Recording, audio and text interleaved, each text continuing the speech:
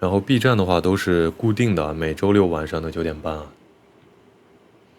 那咱们先试试音啊，大家听一下有没有回音，听一下鬼叔这个声音有没有回音，然后音量 O 不 OK？ 先听一下这个声音，如果声音可以的话，可以刷弹幕告诉我。对，大家听一下声音啊。然后我距离麦克风大概是1拳、2拳、3拳吧，3拳的位置。大家听一下这个距离麦克风3拳的话，收音的大小合不合适？好的，好的，没有回音啊，行。声音大小呢？声音大小可不可以？就这个距离。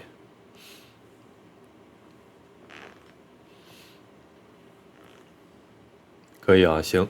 声音 OK 的话，鬼叔把这个 BGM 给大家放一下，然后再对比一下，控制一下 BGM 的音量。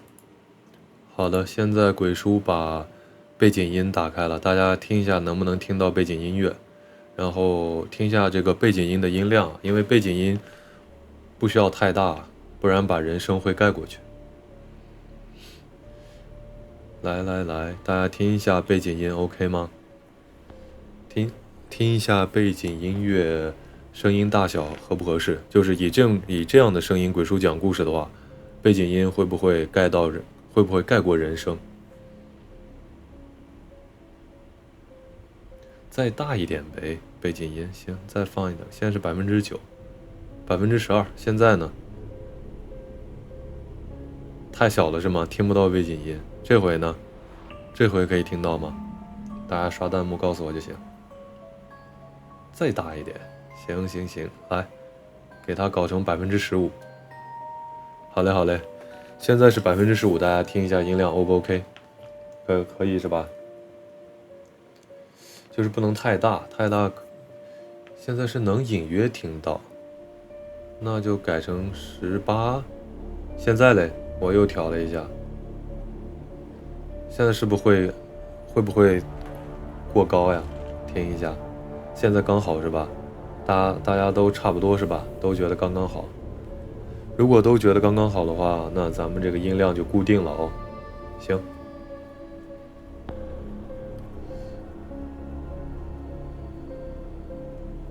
15就可以了，18有点大。我看看现在是多少啊？因为讲话的话是这样的，鬼叔讲的话可能会有时候会动，挪动的话，我这个声音可能有时候会相对就小了，那可能背景音是一个固定量，就会显大。我把它改成15吧。好嘞，现在改成15，大家听一下这个对比图。然后鬼叔把水倒上，咱们就开始，好吧？倒点水。哎，我是哪个杯子来着？这是这个杯子，这杯子里怎么有水？这杯子里什么时候的水啊？尬住了，好像是昨天的水。好的，欢迎新进到直播间里的小伙伴们啊。鬼叔，咱们的直播的更新我们直播的时间是每周六晚上的9点半，好吧？欢迎今晚的小伙伴们。我们今天的直播时间大约是1个钟头啊，也就是说9点半开始，大概是讲到10点半左右。然后鬼叔今天准备了6个故事啊，有长有短。还有弹幕里刚才问鬼叔小可乐去哪儿的，是吧？小可乐是不是在这儿吗？他是不是在这睡觉吗？来，小可乐，和大家打个招呼。他只要不拉金克拉的话，就还是一个乖宝。弹幕里说鬼叔啊，怎么窗帘在动？我没看到啊。今天好像挺凉快的啊，今天我穿这个背心出去的话，感觉稍微有点凉快。今天杭州稍微有点凉快。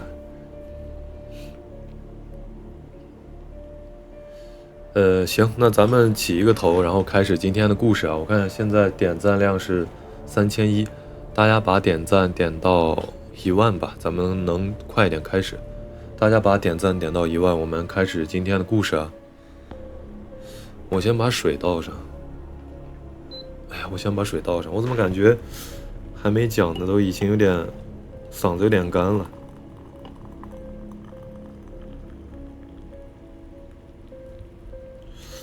先把我的水续上，赶紧喝一口。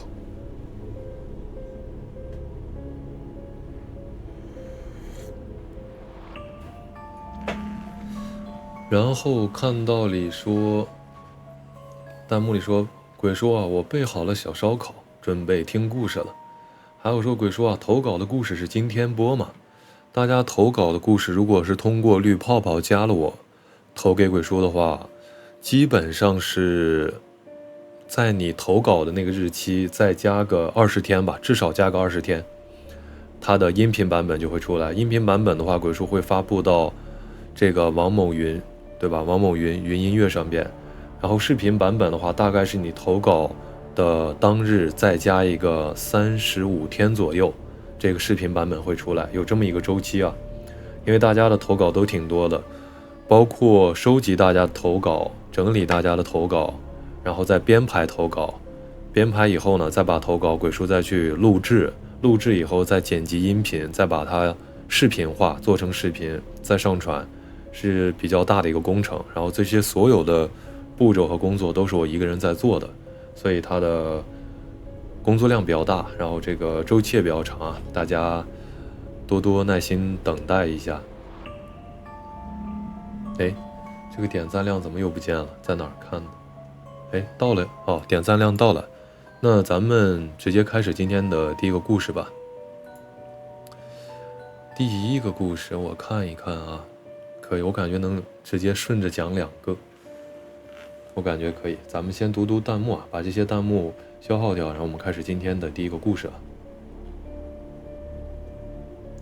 弹幕里说，我一直以为鬼叔是那个年纪的，你是想说我已经50多了是吗？哎，看一下啊，还有弹幕说，鬼叔年龄30多了，是的，是的，我是30多啊。然后黑乎乎的融入黑暗当中的是小可乐，他在这里和大家一起听鬼叔讲故事。对，直播间里的鬼故事就是万一小可乐开口说话了，小可乐说：“鬼叔啊，你快讲呀！”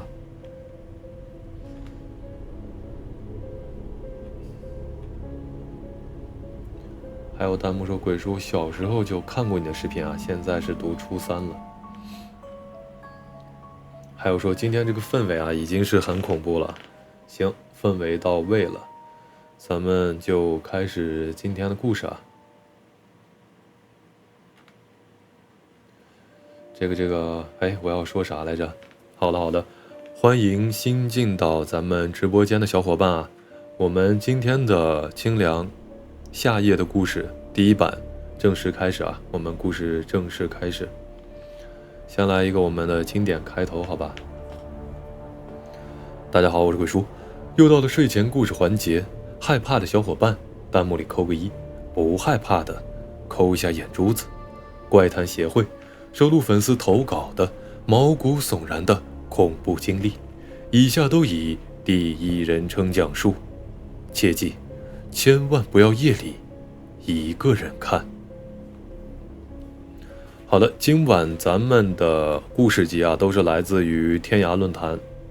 然后天涯论坛的这个帖子呢，是04年的，已经过去了21年啊。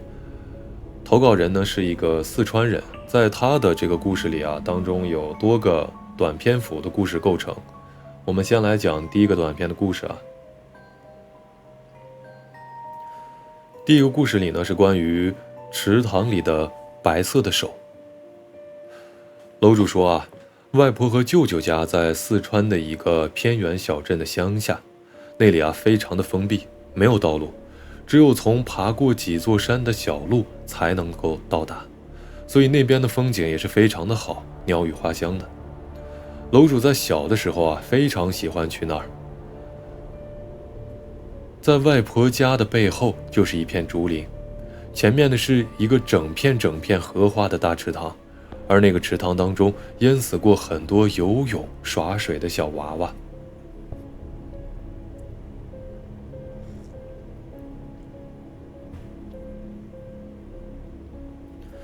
话说有一天啊，楼主的一个表弟和表妹啊在池塘的边边上洗脚，坐在那里耍耍水。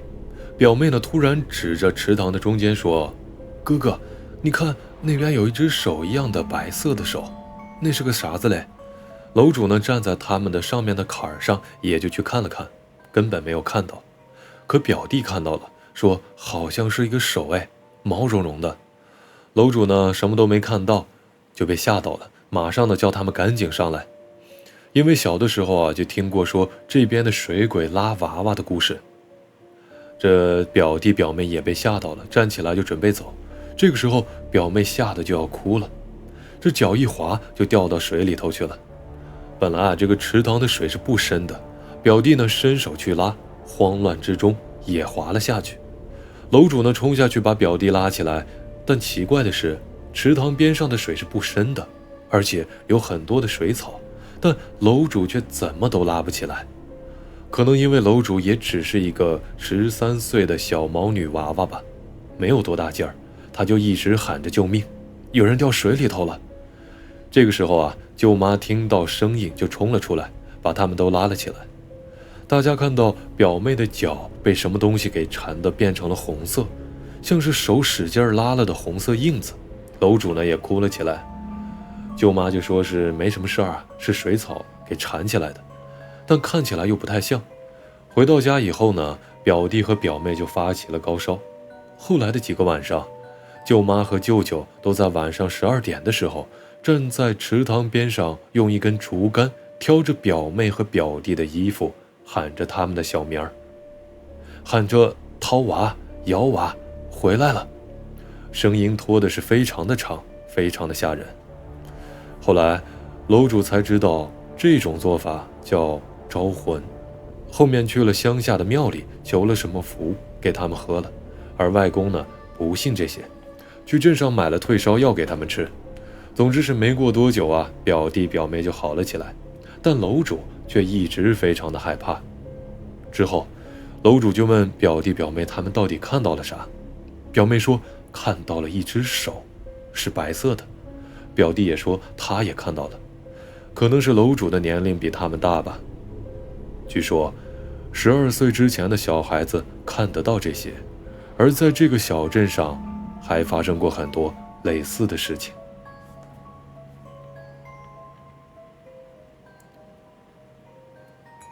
好的，我们的第一个故事啊就讲完了。第一个故事呢，楼主讲述的是他小时候在四川遭遇水鬼的诡异经历啊。然后他的第二个小故事啊是关于学校走廊里的白影。咱们休息1分钟，然后接着讲第二个故事啊。看一下，看看弹幕啊，弹幕里也提到的说是听起来是水鬼的故事，还有说救命救命，终于看到了鬼叔的真面目。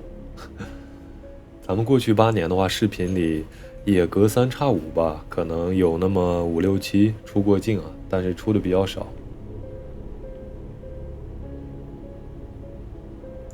对，弹幕里还有说水猴子，还有小伙伴看到了后边的哆啦 A 梦，他怎么好像有点弯，有点侧身了，之前好像更正一点。然后的话，来看看小哥哥睡得还挺好，把他叫醒。嗨，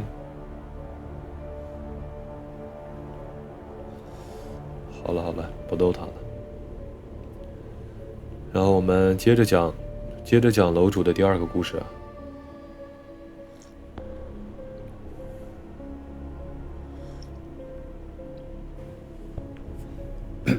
好的，那我们继续讲第二个故事啊，是关于学校走廊里的白影。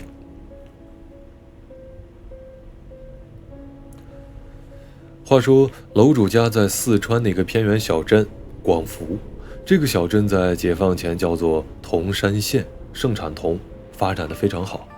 但之后啊，因为瘟疫死了非常多的人，所以解放以后就叫做广福。楼主初中啊是广福镇中读的，但是同学们都说他们在坟山湾读书，因为之前这边是乱葬岗。大家都知道啊，乱葬岗这种地块是非常便宜的，所以很多学校都是买的这个地片，就在这个地方读书。不过还好，楼主他并不计较。而这里要说的是学校宿舍的故事。由于学校的宿舍不够，就把教学区的一排教室封起来，作为了寝室。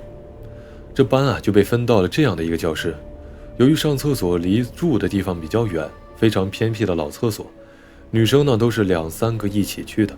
在搬到这个寝室没多久的一个晚上，楼主的好朋友唐婷和刘丽，他们2个人啊去上厕所，就到走廊上就看到这走廊上有一个穿着白色衣服的女的走在他们2人的面前。2人呢也没多想，就想这可能是其他班的吧，而且当时呢还是有灯在亮着，尽管灯非常的暗。学校呢为了节约用电，用的是30瓦的灯。他们跟着这个女生啊就去了厕所。那个时候的厕所不大，只有几个空格，他们就在离门口的厕所边上上的，一直说说笑笑。过了一会儿，他们发现那个白影的女生并不在厕所里。2人都觉得很奇怪啊，因为他们2个人呢都跟着这个女生进的厕所，厕所就这么大点儿，他们理应能够看到的。2个人越想越害怕，就跑回到了寝室里。到了第2天，给同学们呢说起了这件事，大家都觉得非常的奇怪。问起来，原来不止他们2个看到过，其余班的人呢也有在晚上见到。后来，一个高年级的说，头几年呢就在这栋教学楼里，一个女生跳楼了，她也是听她的一个学姐说的。大家呢都说这就是当时跳楼的那个女生。所幸后来大家越来越怕，很多人都去求了符之类的，有家稍微近一点的也就回家去住了。后来学校为了辟谣还为此召开过大会，之后呢学校都给他们换了宿舍，教室这边也就不再住人了。此后呢渐渐就没有听到过关于这件事的风言风语了。而在学校里面还发生过很多类似的事儿。还有一件事，就是一个同学在半夜醒来，发现门边朦胧地站着一个人，在他的床一直看着，动也不动。他开始呢以为是哪个宿舍的人啊，没有注意。这第2天问起来，都说是半夜没有人起来过，他呀肯定是看错了。这个女生呢为此还回老家去拜了拜菩萨，所幸呢后来也没有再见过，就安慰自己是看错了，但那种感觉非常的清醒。好的，第2个故事呢关于学校的短篇故事就讲完了，然后我们休息2分钟，开始第三个故事啊。这个第3个故事啊是有关于成都出租房里的怪事。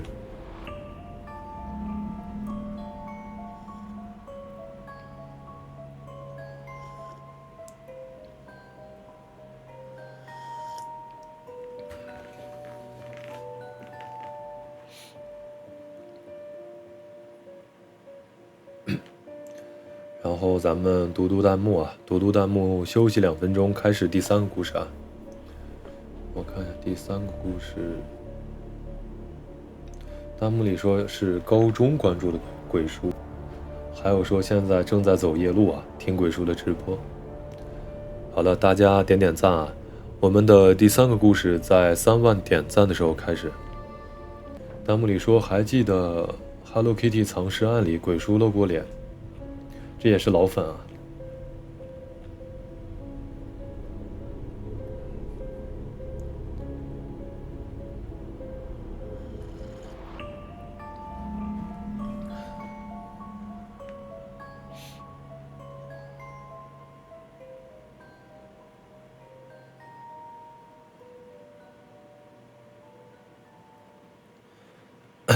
清清嗓，看看弹幕里说开着灯睡觉，还有说鬼叔不整个周年庆吗？周年庆是什么？咱们都8周年了呀。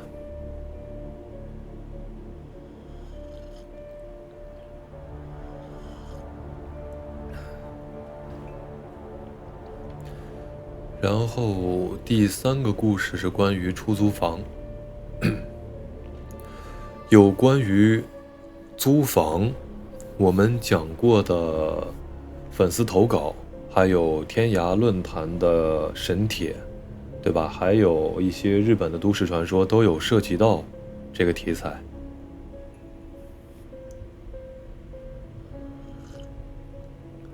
所以说房子这个东西啊还是非常重要的，在租房的时候啊一定要多多留心啊。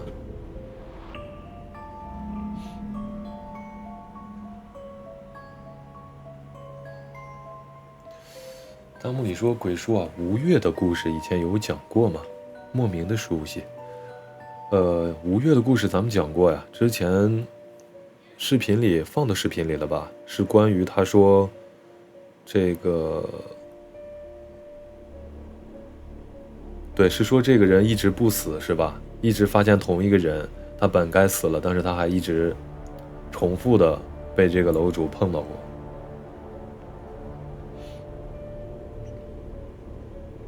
还有弹幕说鬼叔看着像他舅舅，好好好。来，我们的点赞到3万了啊！我们马上开始今晚的第3个故事啊！再喝点水。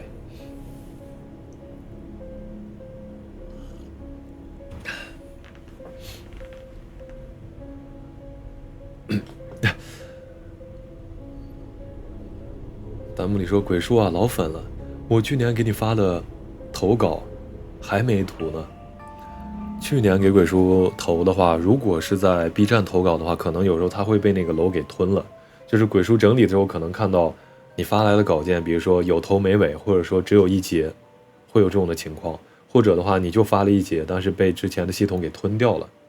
对，然后鬼叔，希望你有空的话啊，待会儿可以在鬼叔的个人简介加鬼叔的那个绿泡泡账号，那个是我个人的生活号。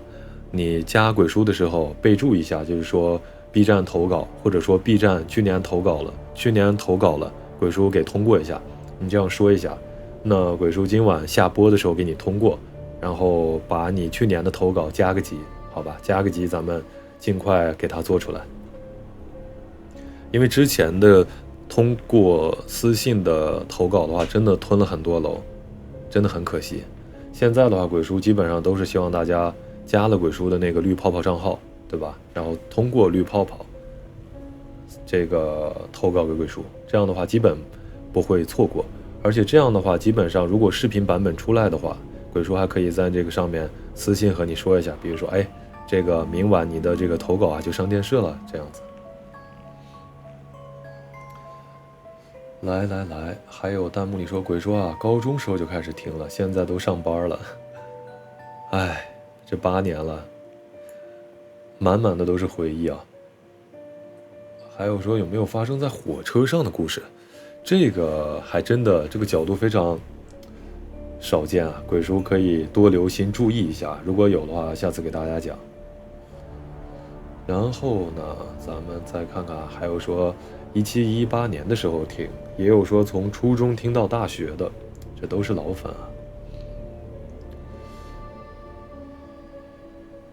还有说在19年左右刷到的鬼叔，以及看的印象深刻的视频是如月车站的都市传说啊。来，还有爱奇艺来的小伙伴，爱奇艺的也是老粉。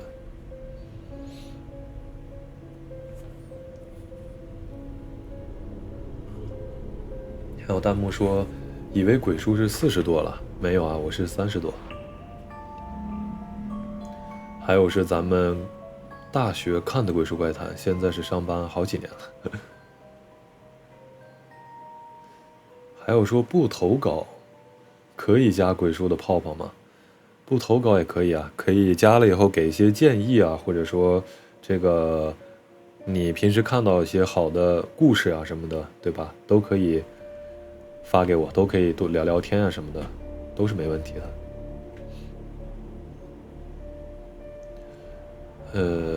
所以如果是 B 站私信鬼叔一直没回的话，可能是被吞了或者错漏了，这个大家可以加鬼叔的绿泡泡再去补发一下投稿。来，哎呀，完了，恐怖电影推荐，我昨天还记着这回事儿来着，但是呢，我今天直播前我就给忘了。哎，电影推荐咱们再推下周吧。完了，尬住喽。好了，那咱们开始今天的第3个故事啊。再喝一口。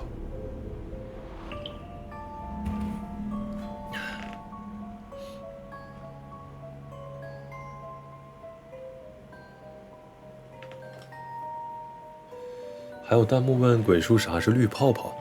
绿泡泡就是绿色的那个聊天软件。对，因为可能直播间不允许说吧，我不知道，我看大家都这么讲。上次也是粉丝提醒说绿泡泡，我就知道了，这个要这么讲，就是大家在个人简介里看到我留的那个聊天 APP 的个人账号。好了，我们开始今天的第3个故事啊。那么再说一个楼主在成都出租房里的怪事。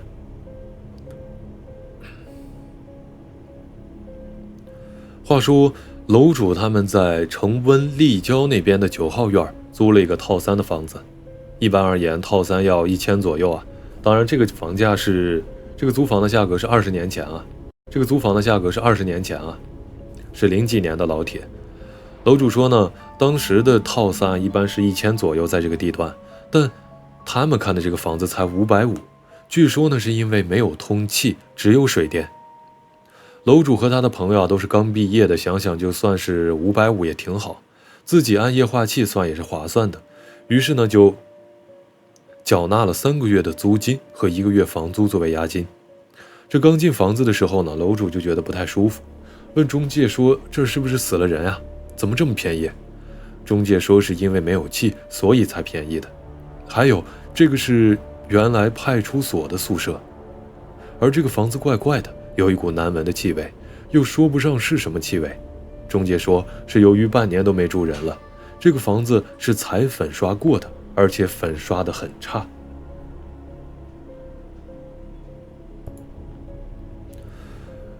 由于楼主他们身上本来也没有太多的钱，就开始打扫，毕竟是毕业以后的第1个家。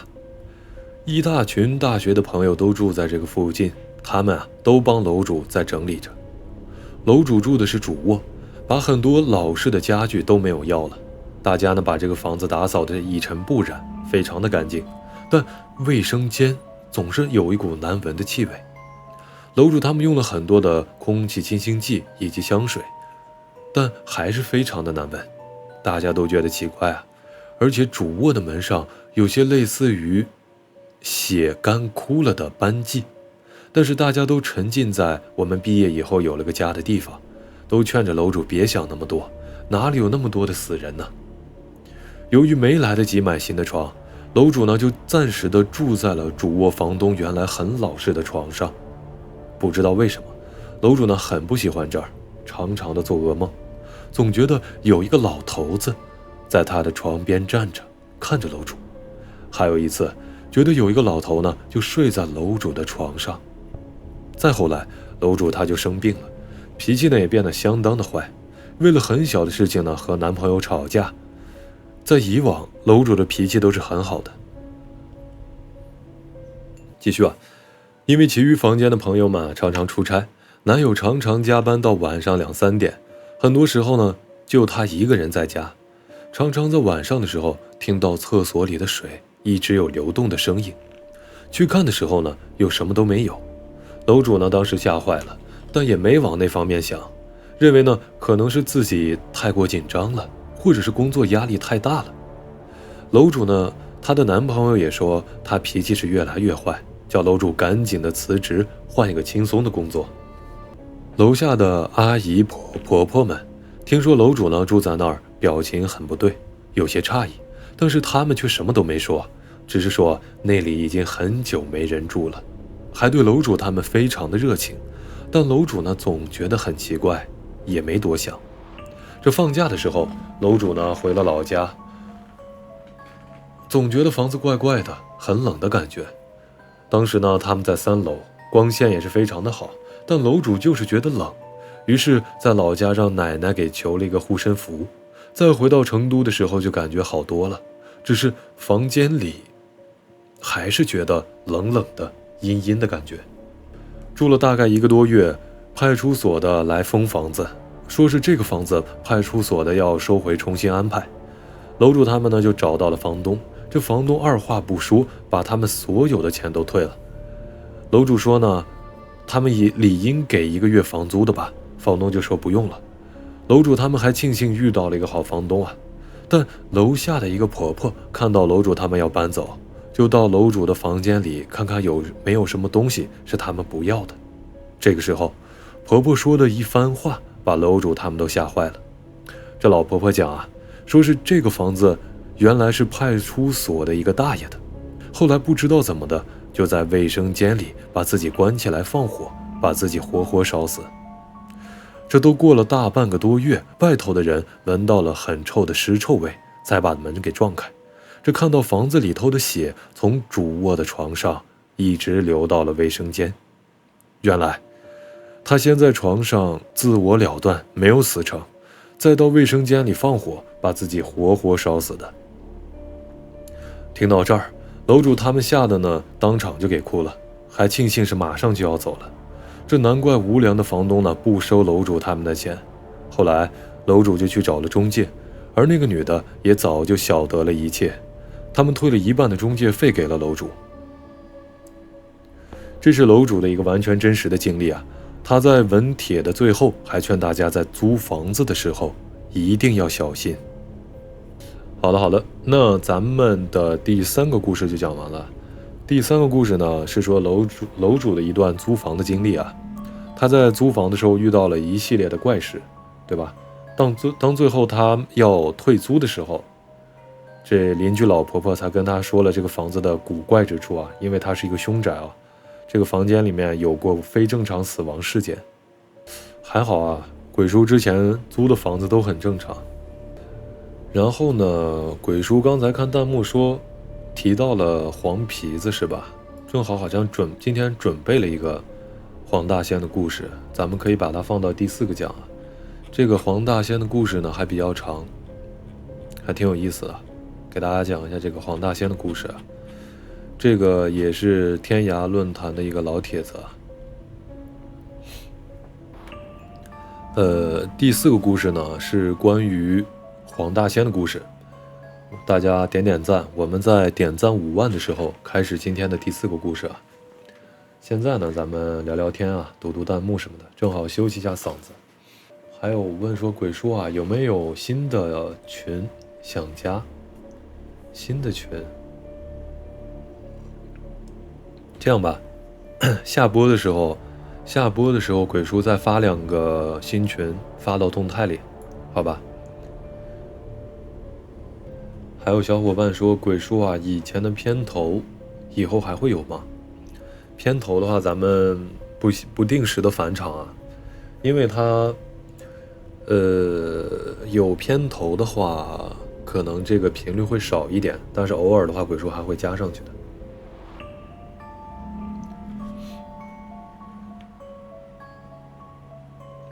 还有弹幕里说鬼叔啊，我工作的时候在公司的宿舍都不敢看鬼叔怪谈的，都是在家了才敢看。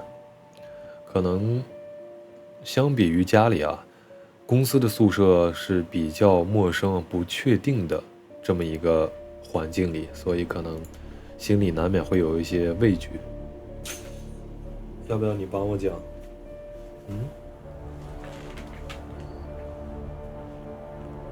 你要帮我讲吗？来，小可乐讲2句。小可乐给大家讲2句。哎，弹幕里说鬼叔啊，这个会有录播吗？可以的，鬼叔把录播到时候配上字幕给大家剪出来。其实上周的直播我也忘剪了，没来得及剪，这个鬼叔都陆续把他们给剪出来吧，把封面配上。哎呀，他怎么上去了？来，过来到这边来，到这边，小可乐过来。他怎么在这儿不走？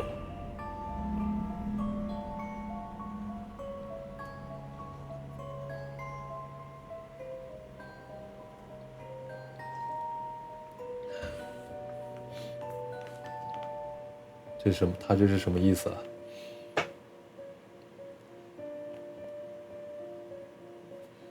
小可乐，完了，他在这里不走了，随他去吧。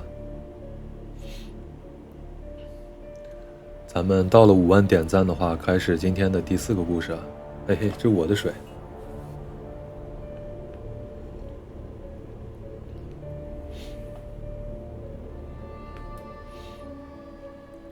弹幕里说，鬼叔我要你拍小可乐的屁屁。还有说，鬼叔有遇到过鬼打墙吗？没有这样的经历啊，但是有一些其他的更惊悚的经历啊，以后讲给大家，因为我不太确定这些东西能不能在直播里讲。还有弹幕里说，大学的时候在宿舍里拍到了同学身后飘着一个阿飘的脑袋。小可乐又来了，嗨，小可乐。他怎么回事？他在我这里做俯卧撑呢。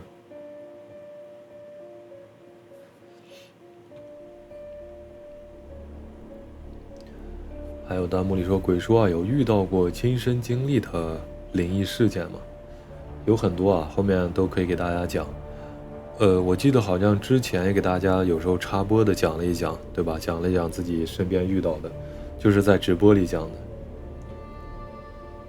我们直播的节奏的话，基本就是准备的故事与故事之间呢是闲聊，闲聊的时候可能是读弹幕啊，和大家互动聊一聊，对吧？或者说聊一些恐怖电影啊，对吧？鬼片，或者说聊一聊鬼叔自己经历过的一些古怪的事情啊，都是可以的。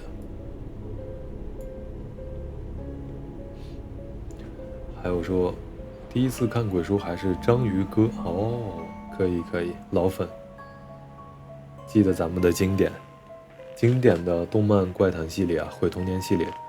然后毁童年系列的话还有一期，但是一直准备着还没做出来，比较慢。好了，那咱们开始今天的第4个故事啊，有关于黄大仙。这个故事我觉得挺棒的，这个投稿非常真实啊。我先把水续上，然后让小可乐就位，然后咱们就直接开始啊。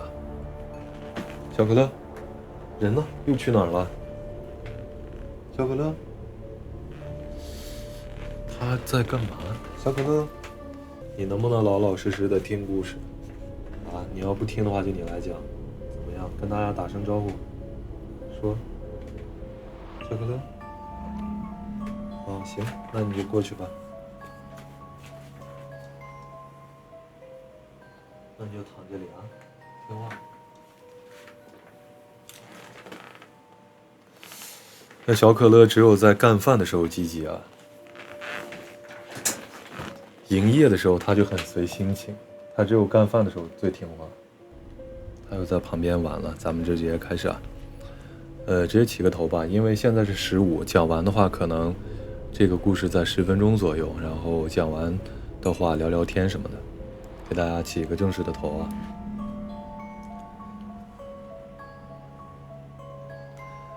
大家好，我是鬼叔，又到了睡前故事环节，害怕的小伙伴弹幕里扣个1，不害怕的扣一下眼珠子。怪谈协会收录粉丝投稿的毛骨悚然的恐怖经历，以下都以第一人称讲述，切记千万不要夜里一个人看。好了，接下来关于第4个故事啊，天涯老铁当中的黄大仙的故事。哎，我操，他疯了！我这里面是艾草，他怎么抱住这个玩？这里有做的这么一个东西，他刚才疯狂的玩这个东西。我给他放到他窝里，看他有没有东西。我去，他居然有这种癖好啊！他居然有这种癖好。来，咱们继续开始故事啊。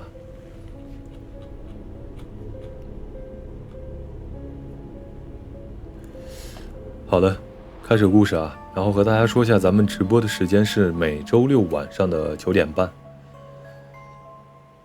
也欢迎新进来直播间的小伙伴啊，还有咱们的老粉和新粉们，我们直接开始了。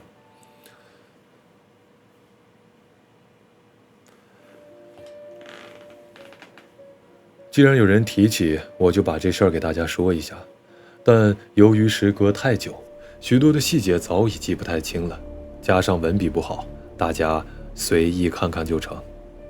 至于故事里的人名地名都是用的化名，在此声明一下。故事得从小时的乡下讲起，当时的我还只是一个10岁出头的孩子。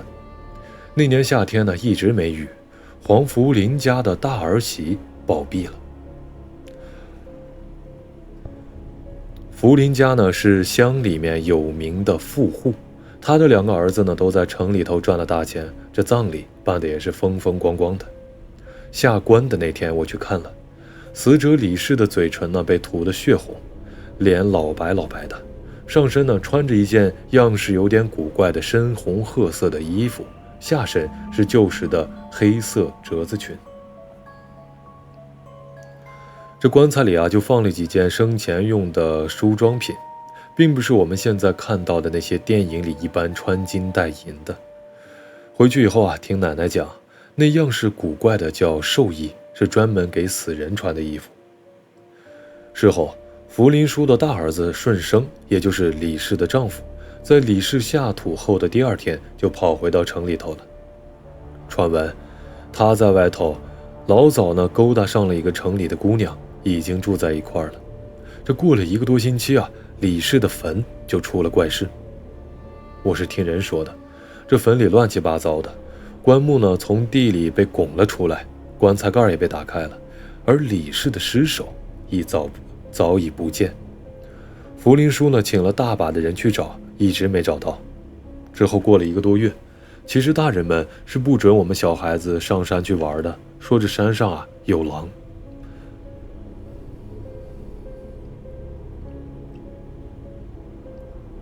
但实际上呢，我们这里的山上别说是狼了，连野狗也没见过一只，倒是有毒蛇是真的。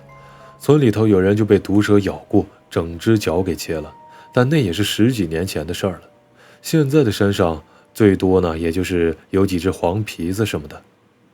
想想，当时的村里头哪有什么好玩的？天气呢又热得要命，只能是游水，或者是去山上打鸟捉蝉。所以呢，我们总是偷偷的上山去玩。那时候呢，老天爷已经快2个多月没下雨了，大人们每天呢都得去河边抽水浇地，根本就没时间管我们。记得那一天，我早上呢吃了3个蛋。我们7、8个孩子本来是在河边游泳的，但是我跟大头3、4个都不会水，应该是大头全体提议上山玩的。山上呢一切如常。我们玩了一会儿后，化名为小乌龟的哥们儿呢去林子里撒尿，突然呢尖叫着说有鬼，就跑了出来。当时正值正午时分，烈日高照，加上我们人又多，胆子也比较大，大头呢带着我们就跟过去看看。到了那里，我们仔细的一看，有一个人影呢站在不近不远处的树林里头。由于当时我们玩的地方呢树木不是很多，光线比较刺目，而人影站的地呢是在树林比较深、树木茂盛的阴影处，也没什么阳光。我的视觉上受原来阳光的影响，一时间还没调节过来，微暗一点的眼里就黑团团的，望过去那里就是一个黑影竖在那儿。我的胆子也不是很大，所以我跟另一个小孩被小乌龟拉住的时候，我俩就停住了，而其他人呢也多走了几步就停下了，只有大头一人还慢慢的朝黑影走了过去。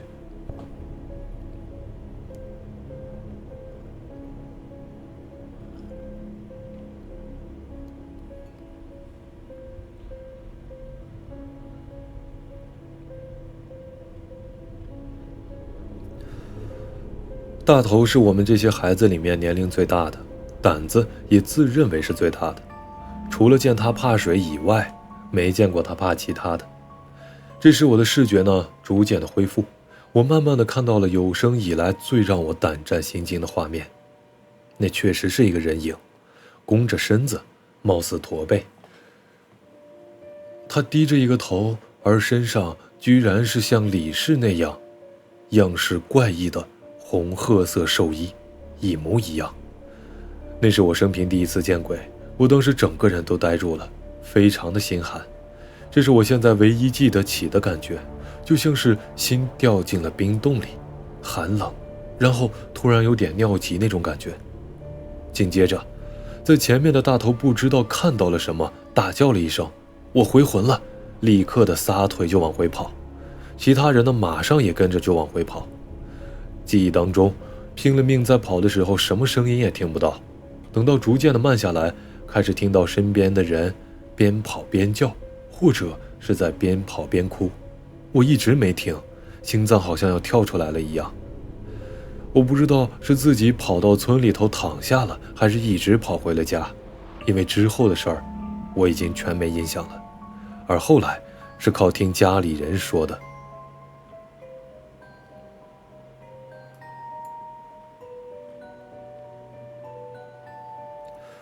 后来听爷爷说，那天我一回来呢就发了高烧，整天半梦半醒的，嘴里不停地说着胡话。而其他的孩子除了狗蛋一人没事儿以外，其他的跟我一样的症状，发着烧，说着胡话，吃药打点滴一点效果都没有。大人们都知道是撞邪了，特地的去请了符水喝下去也不灵。之后我的父母呢跟我姐都从城里头赶回来看我。我妈说我当时呢一直迷迷糊糊的，不吃饭，全靠着打点滴撑着。家里呢是一天24小时不停的盯着，看我稍微有点清醒呢，就给我喂牛奶啊、稀粥什么的，就算是吐了也是不管，继续的喂。不然我后来就是烧退了，人也得死了。就这么折腾了2个多星期啊，老天爷早了快3个月，突然雷电交加，下起了暴雨，很大的雷雨。这种天气下，我突然间自己醒了，是真的清醒，并且很快的退烧了。而所有撞邪发烧的小孩子，在这下雨的1-2天内，都陆陆续续的清醒了过来。幸运的是，我们这些人烧了这么久啊，都没烧坏脑袋，除了大头。大头没有傻，或者说没全傻，但变得反应相当的迟钝。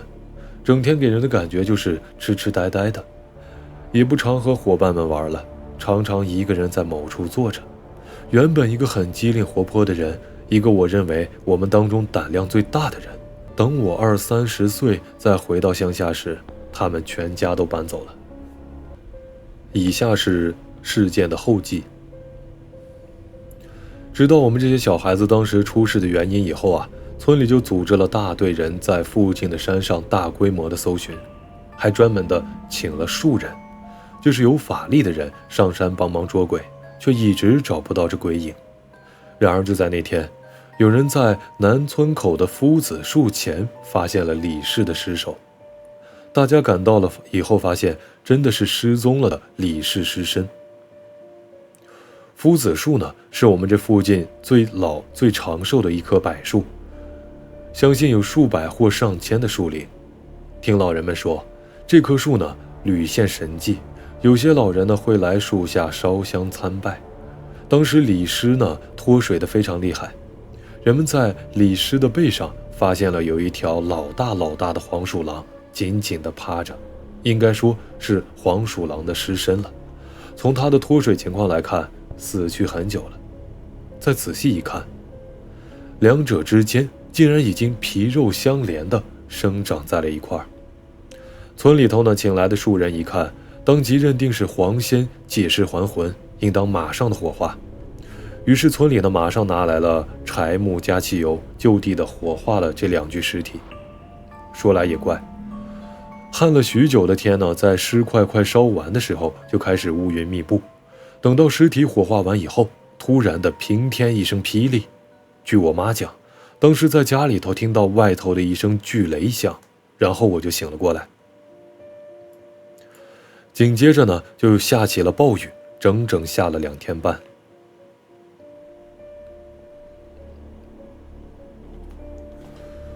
楼主说，本来我是不想写后边这段部分的，因为感觉太过于神幻，不太真实。但我思前想后呢，还是决定把真实的情况写下来。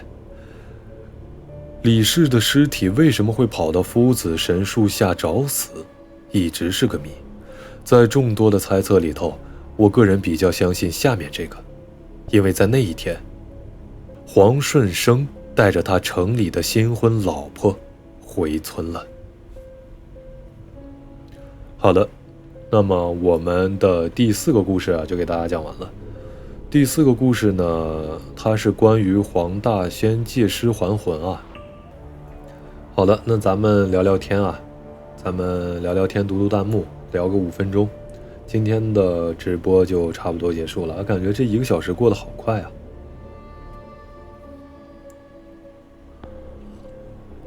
我看一下大家在说什么啊。哎，到哪儿去了？什么鬼？弹幕里说是一坤天是吧？这个一坤天都成了新的时间单位了是吗？然后看看大家弹幕里说什么。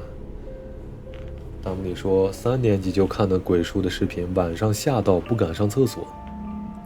我记得喜马那边音频平台之前有一个评论啊，就是家长的评论，这个我到时候可以给大家放到视频里给大家看那个评论啊，那个评论的截图非常搞笑，是家长去留言的，就有点像这个粉丝的经历啊。家长说这个孩子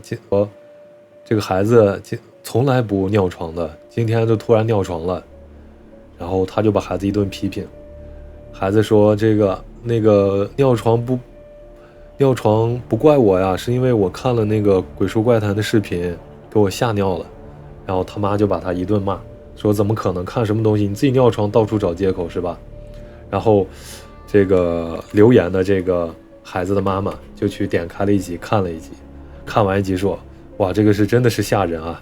然后就在那个评论里边就把我一顿批评，说这个太吓人了，难怪我的孩子会吓尿床。我当时觉得这个特别好玩，而且这个是一个真实的评论啊，就是一个家长的评论。然后因为他的文风可以看出来，他不是一个调侃，就是好像是一个这样的母亲吧，以一个母亲的身份，然后非常真实的就表达了这个对孩子尿床的不满。我当时看了啼笑皆非啊。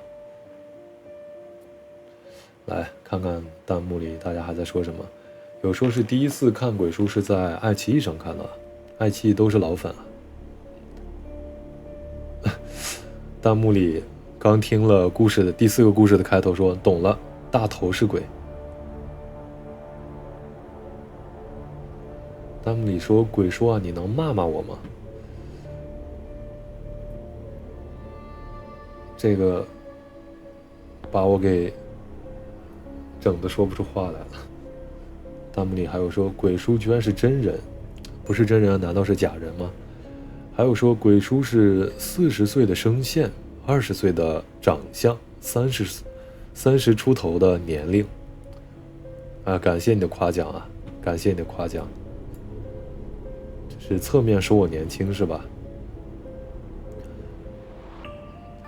还有问鬼叔啊，鬼叔今天播到几点？咱们今天播到10点半啊。和新进来直播间的小伙伴们以及老粉们说一下，鬼叔的直播时间是固定的，是每周六晚上的9点半开播，每周六晚上9点半在 B 站开播。然后直播的时间不一定啊，有的时候就像今天的话是1个钟头，对吧？如果说鬼叔的这个嗓子休息的足够的话，可能播2个钟头啊，3个钟头，对吧？都有可能。或者说一些特殊的时节，咱们播的久一点，这样。因为我讲了1个钟头，确实感觉嗓子有点累啊。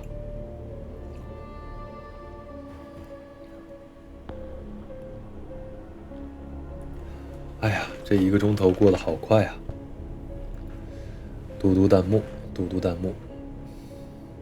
还有说，今天真的好快，今天好多人呀，今天挺热闹的呀。弹幕里说鬼叔骂骂我。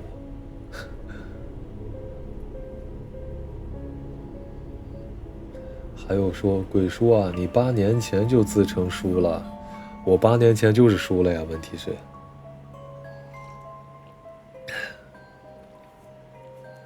8年前也是多少？8年前这个声线也还是这样啊。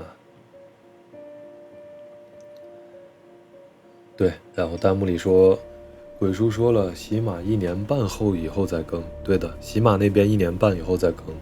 现在音频版的话，大家到王某云上面收听就可以了。弹幕里说鬼叔啊，你刚刚讲那个经历，我以为家长也尿床了。理解了孩子，大团圆。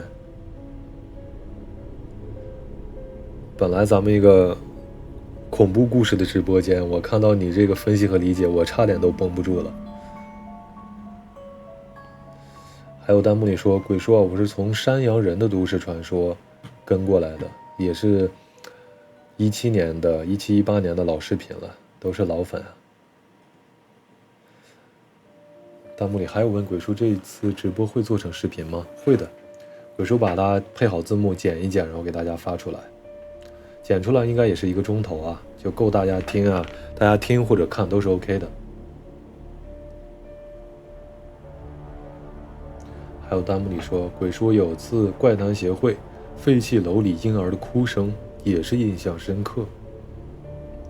现在就10点半，对，现在就到点了。还有弹幕里说初一的时候看的鬼叔，现在呢是2个孩子的妈了。好家伙，鬼叔的好多粉丝现在都是1胎2胎啊，之前还有一个3胎的。他说3胎我本来不信，因为他刚看视频的时候这个还没找对象呢，结果我去他朋友圈去看了一下，他真的是3胎了，真的是老粉。还有说鬼叔啊，要不要国庆加更？可以，视频的话鬼叔明天更新一期啊，明天有视频更新。然后大家说的国庆播几天，国庆期间鬼叔多多更新吧，尽量多多更新啊。还有说鬼叔啊，拉屎吗？哎，不是拉尿吗？尿壶给你拿来了。看看弹幕里大家在说啥，鬼叔妹妹呢？她今天刚从学校回来啊，晚上可能在客厅里面这个学习啊什么的。还有说鬼叔啊，米老鼠怪谈那一集吓死了，那都是经典呀。好的，咱们起个头，今天咱们的故事就到这里。这个和大家说一下，咱们直播的时间，鬼叔的直播时间是每周六晚上的9点半啊。然后起个头，大家今天就早点休息，早点睡。我们今天直播基本就到这里了，下周六晚上的9点半。对吧？下次直播时间是下周六晚上的9点半。好的，起个头，大家早点休息啊。大家好，我鬼叔，又到了睡前故事环节，害怕的小伙伴弹幕里扣个1，不害怕的扣一下眼珠子。怪谈协会收录粉丝投稿的毛骨悚然的恐怖经历，以下都以第1人称讲述，切记千万不要夜里1个人看。好的，本期结束，下期不见不散。好的，咱们今天的直播就到这里了，大家早点休息啊。小可乐呢？小可乐睡着了，小可乐玩累了。哦，小可乐玩累喽。他什么时候这么乖的在里面，我都没注意哎。什么时候进去的？好的，下周六晚上9点半，咱们不见不散，拜拜。大家早点休息啊，拜拜，早点休息。下了。明天的话，鬼叔会更新一期视频啊，明天咱们有视频更新。好的，晚安各位，拜拜。